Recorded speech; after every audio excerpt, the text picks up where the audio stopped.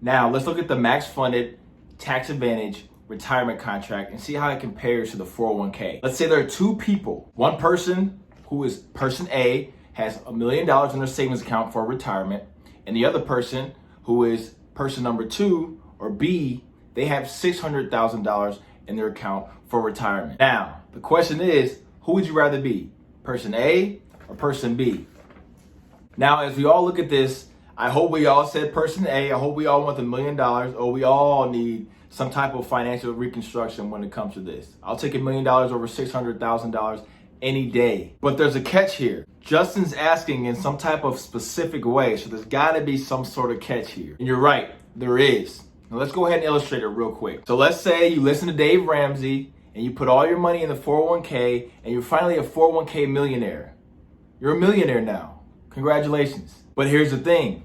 With the 401k, this is what they don't tell you. The 401k is actually terrible at its job because its job is to do what? Its job is to create retirement income. Now, don't get me wrong. The 401k is a really good accumulation tool, but it's a terrible distribution tool when it comes to giving you your money when it's your time. Why? Because a rule of the game when you're trying to accumulate money versus when you're trying to generate income are completely different. This is because when you're putting money into your 401k, the markets are going up and the markets are going down. And what they tell you is this is the dollar per average cost thing. They tell you to put all your money in the 401k, and when it's time to pull out, you'll be a 401k millionaire with nothing to worry about. But when it comes to taking that money out, those rules change because you don't know if you're going to be pulling out of a bear market or pulling out of a bull market when that time comes, and it's all about percentages. Now, thankfully, this research has already been done by economists, college kids, and even institutions. They have found out from the managed money portfolio that you're able to take out 4%, which is called a safe withdrawal rate. A safe withdrawal rate. Now, with that $1 million, if you're taking out 4% each year, you're getting 40K. Not bad at all. But you also may be saying, wait, whoa. Hold up. I'm a millionaire. Why am I only taking out 40K a year? What's the hold up? What's going on? Where my money at? Now think about it. That $1 million has to last you 30 years. Not to mention that money plays on the market, meaning there may be years where it drops 40, 50%, like the dot-com bubble, or even COVID, where it's just dropping. So it can be real scarcity at this time. So $1 million pulled out is not your best bet. So 40 grand is what they tell you. So again, congratulations. You are a 401k millionaire and you can only take out 40 grand a year. But do you get to spend that 40 grand? No. This is because when you put your money into a 401k and you get this $1 million, you're only able to build up to $1 million because of what? Deferred taxes. You took a break, which doesn't mean it's tax savings. It just means it's tax deferral, meaning we coming to get your money when it's time to take it out. So we'll talk about the seed versus the harvest and why it's important to get taxed on the seed rather than the harvest, because the money will grow and you don't want that money to get hit harder than the money on the seed. The government loves this because they can change the rules to however they want and they can get what they want when it comes to that harvest money that you work so hard for, rather than just paying tax on the seed money. And when you get the harvest money, you have nothing to worry about. To be honest, our country is $30 trillion in debt. Social Security is broke. Medicare is broke. And there are even states and cities that are on the verge of bankruptcy. So if I were to ask you where are taxes going in later years from now, I'm thinking you and I both know the answer to that, but I can't legally tell you that. Now, for this example, just for argument's sake, let's pretend taxes don't go up in the future. Let's pretend that you retire and you retire a millionaire. But let's just play it hypothetically. You retire as a millionaire in the lowest tax bracket. Now, this will almost never be the case. I can guarantee you that. But just for argument's sake, let's just do it for this example. Let's just say you're in the 10% federal tax bracket. So that means what? 10% of $40,000 is what? $4,000, right? Am I doing that right? Let me check my notes.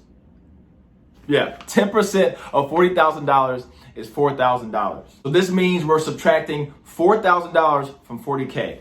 So we already lost the 40K. We also have state income tax. Now, if you're lucky like me, living in Florida, we don't have state income tax. But if you're in states like California or New York, by the recording of this video, they're at 13% state income tax.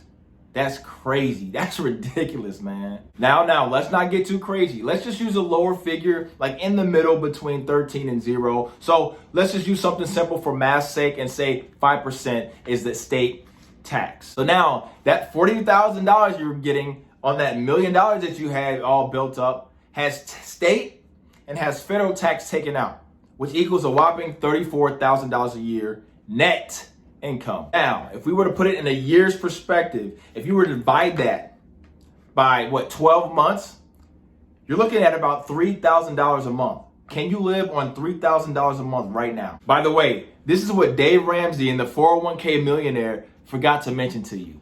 It's an extreme, inefficient distribution tool because the stock market has so many risks and they're making you take 4% on taxes and even more taxes. So it's hard. It's hard. It's hard. But we'll talk about it. Now, like I said before, I can't tell you anything really when it comes to my thoughts on taxes going up or down. But let's say you're a millionaire 25 years from now. I'm pretty sure if we were to guess together, those things will double. Those taxes will double. Federal and state taxes will double. And again, I'm using a very conservative illustration here. But here's the other thing. It gets even worse. Not only are you taking less than $3,000 a month, but when you're taking 40 grand a year, the government claims you as doing pretty well off. So this means they're going to hit you harder on those Social Security benefits. So this means 85% of your Social Security benefits are taken into effect as well. So the average financial advisor will tell you to focus on rates of return and building the biggest nest egg you can possibly. All this means is we're playing checkers, not chess.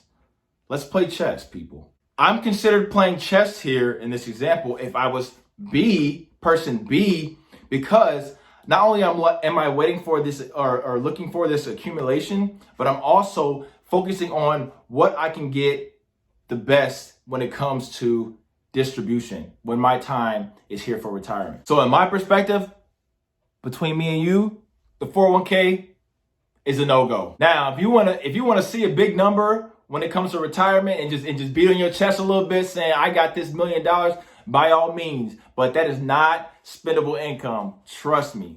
At this rate, you're gonna be making less than $3,000 a month, and you're gonna have to pay the government back on your entitled Social Security benefits from your net $3,000 a month income. That's nothing to beat your chest about, but some people appreciate it. Now, with that being said, let's talk about the guy or gal that has $600,000 in their retirement plan. They listen to me. They decided to put their money into an IUL, and instead of averaging, let's say that 10%, let's say they just average an average rate of 6% each year on the IUL. But here's the thing, the IUL can never lose money due to principal decline. It can never go down. And we definitely don't have to worry about a catastrophic 40 or 50% negative. So what this allows the IUL holders to do is take their distributions at a much higher rate than the average 401k. Now, the companies I work with are illustrating an average of a 10 to 12% returns. But we want to play conservative, right? Let's play a little conservative here. Till this year, we've came across the biggest bull run in stock market history. But we're playing it conservative, and let's just say it's not happening coming soon. Let's just say we use an 8% distribution rate in the IUL. So what's 8% of 600,000? 8% of 600,000 is $48,000 a year. Wait, that's already more than the 401k is giving us. Remember this, insurance is the single greatest advantage in the United States tax code. When you set up a properly structured life insurance policy to get all the distributions that you're entitled to. 0% in federal taxes, 0% of state income taxes, which means you're gonna net $48,000 in full. No tax secrets, no secret taxes coming out. You get all that. And guess what? When you take distributions out of your IUL, it does nothing to your Social Security benefits, and your Medicare premium does not go up either.